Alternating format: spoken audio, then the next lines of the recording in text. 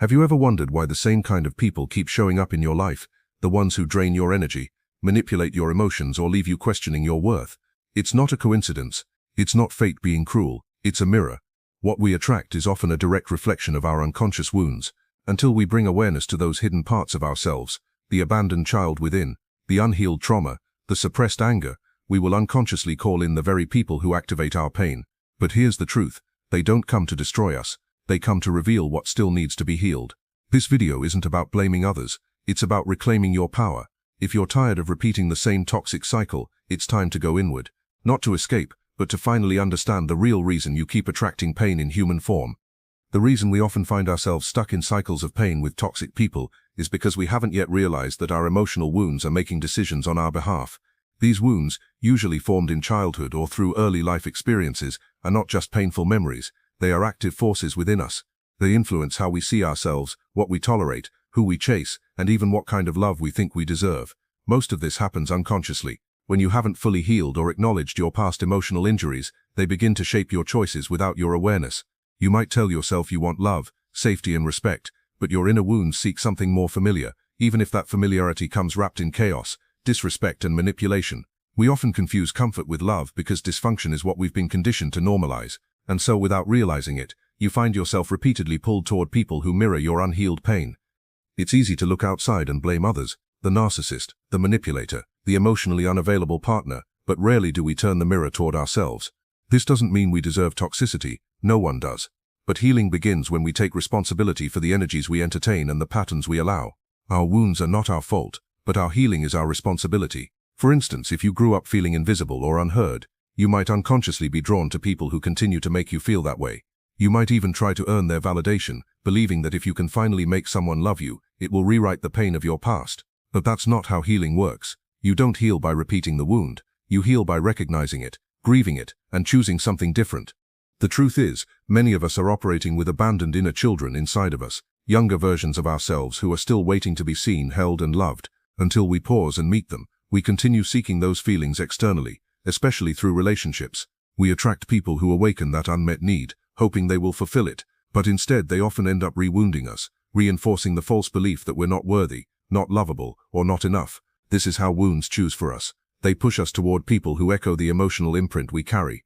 So even when someone healthy comes along, we may reject or feel bored by them, simply because they don't trigger our survival mode. We mistake calmness for a lack of connection, because our nervous system is wired to equate anxiety with passion. Understanding this is a powerful first step. The patterns you keep falling into are not your destiny. They are a signal that something within you is unresolved. And once you see that, you can begin to unhook from the old programming. You no longer have to be loyal to your pain. You don't have to keep proving your worth to people who only love you, conditionally. The moment you become conscious of your inner wounds, you begin to reclaim your power. That power lies in awareness, in being able to pause, reflect, and choose differently. Even when your old self wants to fall back into the familiar chaos. You don't break cycles by fighting the outside world. You break them by making peace with your inner world. Healing starts when you realize your wounds have been making your choices, but they don't have to anymore. Most people don't realize that what they tolerate from others is deeply connected to how they feel about themselves. You don't just attract toxic people. You stay with them because on some level, you believe that's what you're worth. This isn't something you consciously decide. It's a belief system that's been built over years of emotional programming, criticism, rejection, and unmet emotional needs. Somewhere along the way you adopted the belief that your voice doesn't matter, your needs are too much, or that love has to be earned through sacrifice and suffering. And when you carry these internalized messages, you don't seek relationships based on mutual love and respect. You seek situations that validate your wounded self-perception. If you believe you're unworthy, you'll interpret abuse as normal. If you believe love equals struggle, you'll romanticize chaos. This is how you become trapped, not just by the other person's behavior, but by your own lack of self-worth. The problem is that emotional neglect creates a blind spot. You don't know you're allowed to ask for more. You don't know that healthy love isn't supposed to feel like constant survival. You normalize breadcrumbs because they're more than what you're used to. You silence your needs to avoid being abandoned because that's what you learned growing up, that love is conditional, that you have to perform for it, or that being too much will make people leave. So when you find yourself in a toxic relationship, it often feels like your inner child is just trying to finally win approval, win attention, win worth. But in reality, you're only repeating the dynamic you never healed from. That's why it hurts so deeply. Not just because the person is toxic, but because they awaken an old ache inside of you, an ache to finally be seen and loved as you are. The key to breaking this cycle lies in rebuilding the relationship you have with yourself. You have to begin seeing your worth as non-negotiable, not something that fluctuates based on how someone treats you. You have to start recognizing red flags not as challenges to overcome, but as signs that your peace is being compromised. Healing is not about fixing someone else or making a toxic relationship work. It's about recognizing where you've abandoned yourself in order to be chosen. And the truth is, no amount of being good enough will change someone who is committed to misunderstanding or mistreating you. Your job is not to convince someone of your worth. Your job is to believe in it so deeply that it becomes impossible for anyone to make you forget it. Reclaiming self-worth doesn't happen all at once. It's a gradual process of unlearning and reparenting. You begin by noticing the voice in your head, the one that says you're not enough, or that you're lucky just to have someone. You start challenging that voice. You start choosing boundaries over desperation, peace over chaos, truth over approval. And every time you do, you reinforce a new belief that you are worthy of safe love, of being respected, of being heard. Toxic people lose their power when you stop negotiating with your pain. When you start showing up for yourself in ways no one else ever did, the attraction to dysfunction begins to fade. It stops feeling like home. You realize that being alone with your peace is far better than being with someone who makes you question your value. Sometimes the reason we keep attracting toxic people isn't because we seek pain, it's because we confuse intensity with love. When you've grown up in emotional unpredictability, the nervous system gets wired to associate chaos, drama, and emotional highs and lows with connection. Calmness feels boring, stability feels suspicious, peace feels distant, even unsafe. This creates a dangerous dynamic where you begin mistaking emotional turbulence for passion. You overlook disrespect because you're addicted to the emotional spike that comes from being chased, rejected, or won back after conflict. And this cycle of emotional rollercoasters keeps you trapped in relationships that are unhealthy but feel familiar. It's not that you want toxicity, it's that your nervous system has been conditioned to crave stimulation, even if it hurts you. And this craving often gets mislabeled as love. This is why people sometimes say, nice people are boring, or I just didn't feel a spark. That so-called spark is often your trauma reacting to a familiar emotional pattern. It's not chemistry, it's a trigger, and until you learn to distinguish between real connection and trauma bonds, you will keep chasing relationships that mirror your past wounds instead of your future healing. Toxic partners tend to exploit this confusion. They give you extreme highs, love bombing, grand gestures, fast intimacy, followed by sharp lows, criticism, withdrawal, or manipulation. And each time they return after pulling away, you feel a hit of emotional validation. Your brain releases dopamine. You think, maybe this time it'll work, but it never really does. The cycle just continues, because that's what trauma bonds do. They create hope in chaos, and they keep you emotionally hooked on the very person who's hurting you.